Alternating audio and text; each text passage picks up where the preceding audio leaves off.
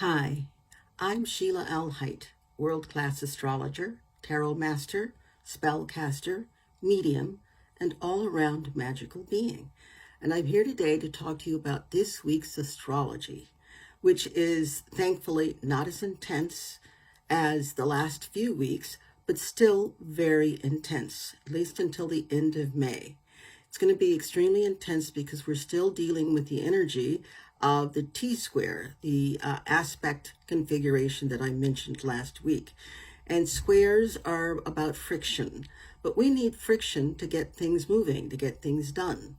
What makes friction work? Proper lubrication. And the proper lubrication this week is empathy. Empathy is the theme. Flexibility, tolerance, just going with a flow, not a torrent, but a flow. It doesn't have to be your idea. It just has to be one of peace and calmness.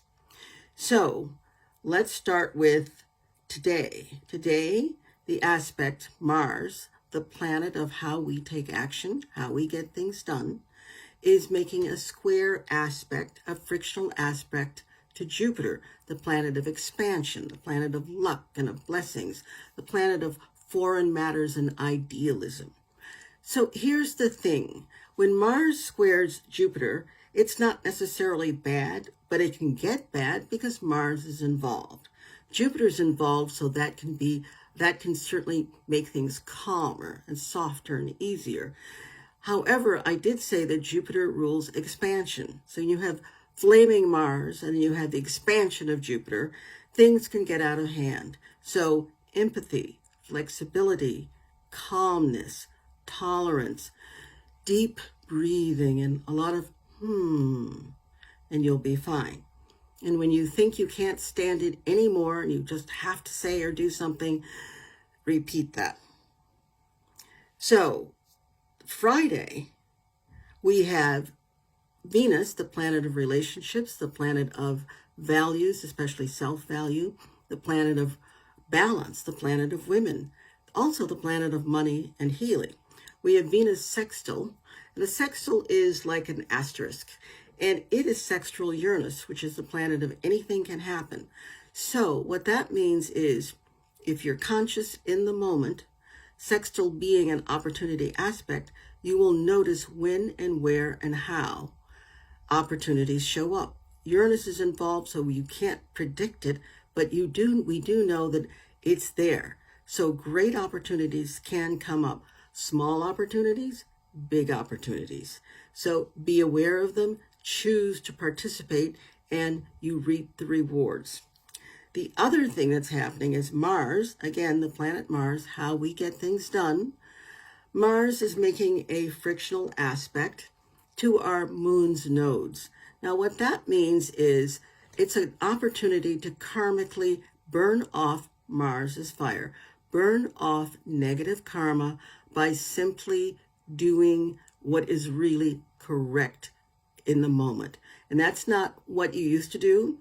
That's not what your peers are saying needs to be done. That means what you really do know in your heart and soul needs to be done.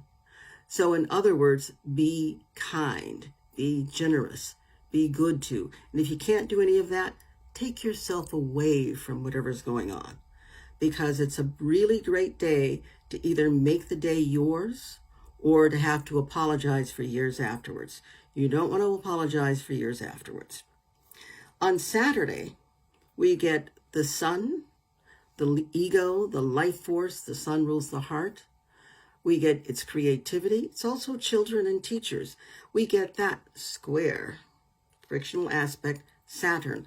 Saturn, responsibilities. Saturn, the status quo. Saturn, the government. We have to take a look at our egos and what we personally want and see if that works with building and maintaining what makes the world work, the status quo. So the sun squares Saturn. Very often there's a pity party going on. Try not to indulge in that. When you feel that it's personal or that it's something is happening just to you, it's probably not. And your real task here is to just stay grounded and to say, a lot, and get into the observer mode. The observer mode doesn't have emotions about what's going on. The observer mode notices what's going on outside you and what's going on within you, and doesn't take direct outward action, but goes, a lot. So we have to be careful about the negative effects of Neptune as well as the positive ones. The negative effects of Neptune: illusion, unclear, fuzzy thinking, the dreamy quality that can sometimes work against you. Like if you're crossing the street, please be grounded. Look both ways. The same thing if you're doing anything at all with machinery or tools. And by the way, a pen is a tool, and so is a computer. You don't want to do something that's going to cause problems. So the negative effects of Neptune are, wow, I didn't think it was that way, but it turned out to be that way, illusion. The positive effects of Neptune: creativity, creativity, creativity.